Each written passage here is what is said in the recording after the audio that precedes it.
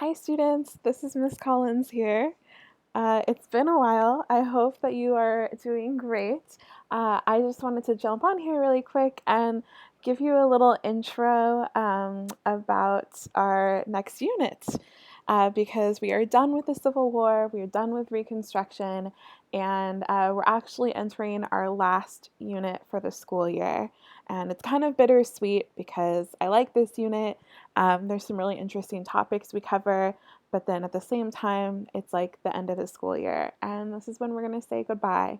But we still have some time together, and we still have some time to learn together. So today, what I wanted to do is just sort of give you an intro of our final unit. And obviously, normally this would be something I would do in class, and I would ask you questions, and we would look at these pictures and talk about them together. But since we can't do that, I just thought I would just have some slides that I go over with you. There's no notes that you have to take. This is just an intro for the unit and going over the really important topic of why it's called the Gilded Age. That's not something I'm going to go over in the notes, and so it's really important you understand that and why this time is called what it is. So you guys just get to sit back and enjoy and get this little intro of our last unit, the Gilded Age. Woohoo! So here we go, Gilded Age. Step one. Um, so the Gilded Age kind of starts after Reconstruction and kind of considers to go up to like the year 1900, right around there, or even into the early 1900s.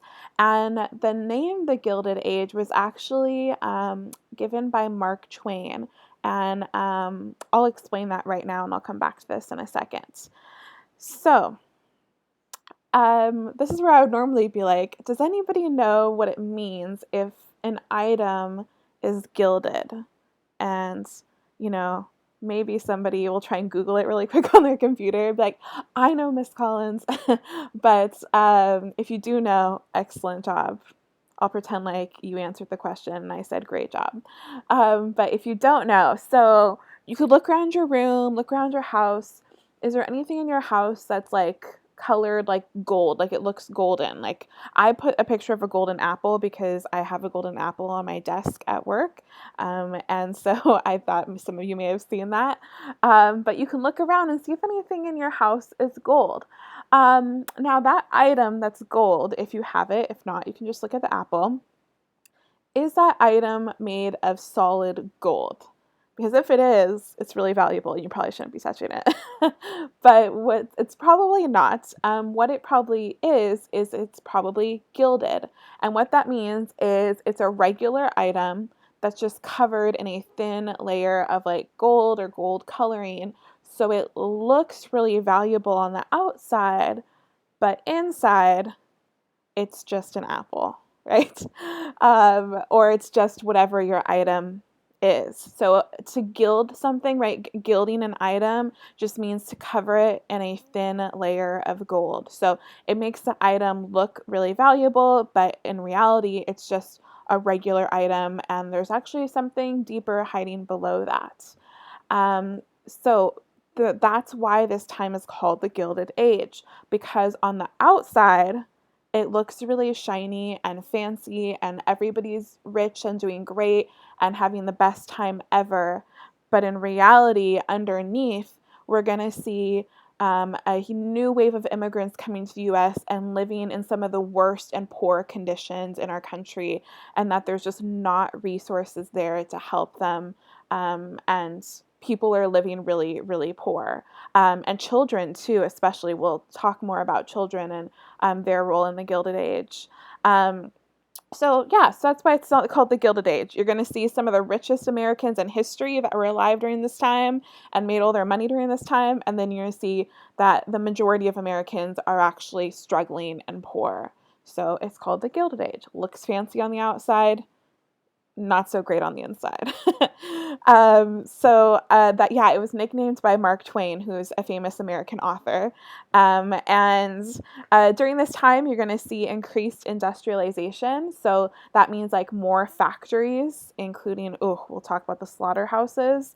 You're going to see a boom in railroads. Finally, there's going to be something called the Transcontinental Railroad that's going to connect all the way across the United States. And that's a big moment because that's going to connect the West finally to the rest of the country, and more people will move out to the West. Rich businessmen are nicknamed robber barons for their ruthless business techniques. So we'll learn about some of them. One of them is pictured right up here. This is Andrew Carnegie, who made his money. He was actually a Scottish immigrant who made his money through the steel industry. Wages increase in the United States and actually become higher than wages in Europe.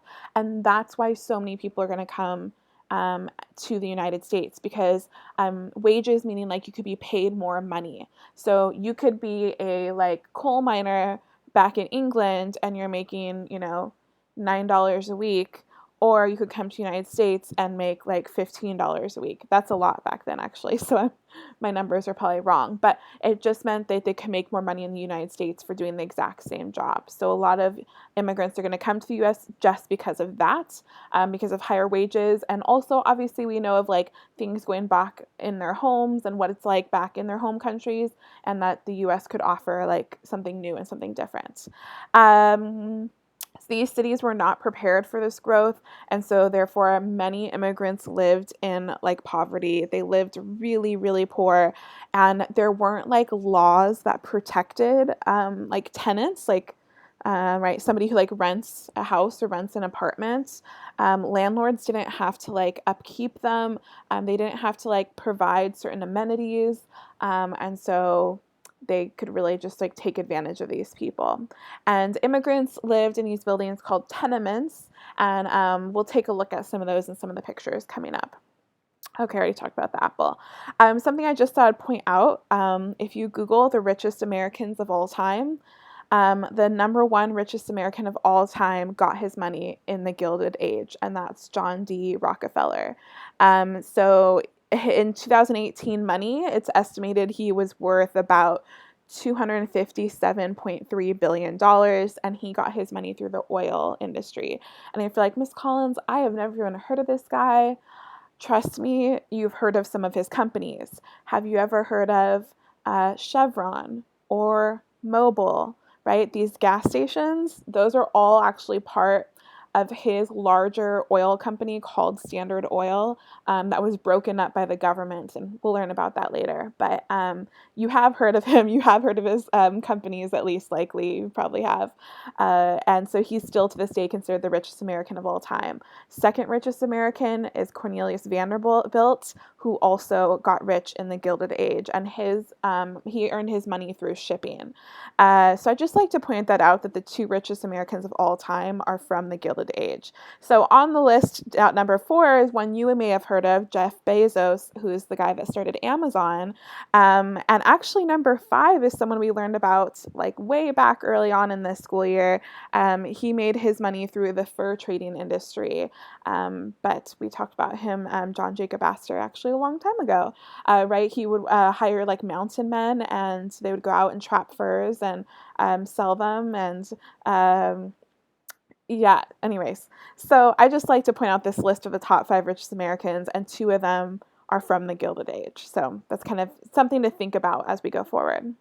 Along with that, you're going to see this question of like power, and that these companies like Rockefeller, right, the richest American of all time, what do you get with all of that money? Like, how much power is too much power? Many people believed like he had too much control over like government. And that's why there's like this little cartoon, right, representing Rockefeller, and what's in his hand? That's the White House. The White House is in his hand, right? He has control. He's bigger than and has more control than like our government. This one kind of argues the same thing. Standard Oil is like his company, and look at this, the octopus is supposed to represent his company, and look where its tentacles are, right? It has control over Congress. It's going for the White House. It's controlling other wealthy businessmen. So Interesting. I wanted to quickly show you guys some pictures of, these are some people's houses during the Gilded Age.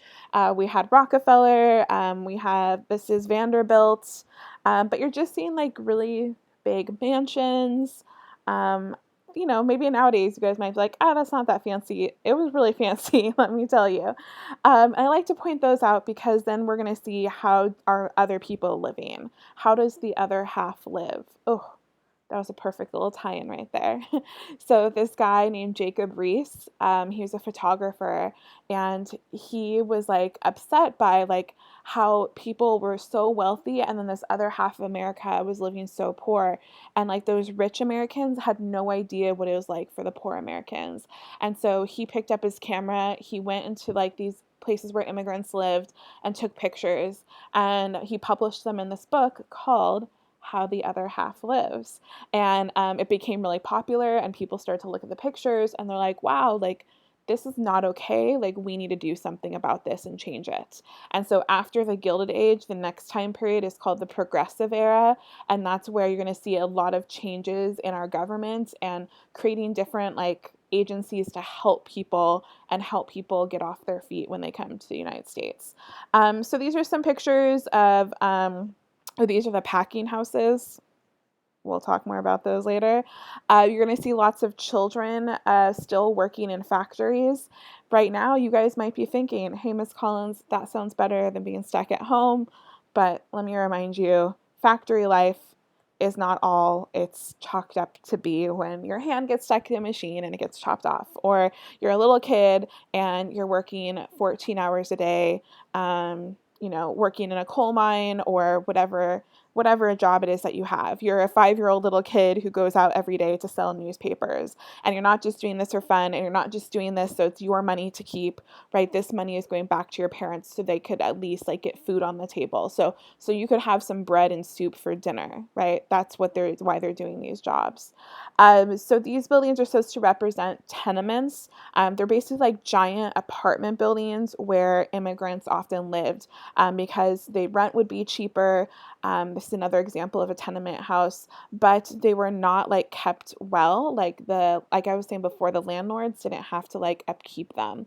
And also many immigrants actually worked out of their homes. Like families would have businesses that they would run out of their tenements. I'm just kind of going through these quickly because I have quite a few pictures of them. But, just showing, in these tenements, you're seeing lots of families squished together in small spaces. You're seeing like slanting roofs, things that are definitely probably not the safest. This is actually Mulberry Street in New York City, which was considered the most crime-ridden, dangerous part of New York City. Ooh, I wouldn't want to mess with that person. He looks scary. um, so yeah, you're just seeing how the other half lives. And a lot of these pictures I'm showing you are from Jacob Riis. And again, notice children, notice families working. A lot of these are immigrants. Notice how like their houses sometimes are just like, look at the ceilings, like how they're not kept well. And again, this isn't like the immigrants' fault. This is like, there's not like standards for like, again, what like building codes or things like that. And so landlords kind of just get away with not being the best to their tenants. Children also, I mean, what are you going to do with your children when you have to go to work? You could bring them to work with you, or you just kind of leave them to like run around on their own. Here's another example of them bringing their children to work with them. Pretty crazy. And again, more pictures of little kids working in factories. So that's going to be a big issue you see that will come up in this unit. Child labor and getting better conditions for workers. And like, how do you go about doing that is through things like strikes, which we'll learn more about in this unit. But I hope that you just got a little overview about what is the Gilded Age and like what that term means, right? To like gild an item.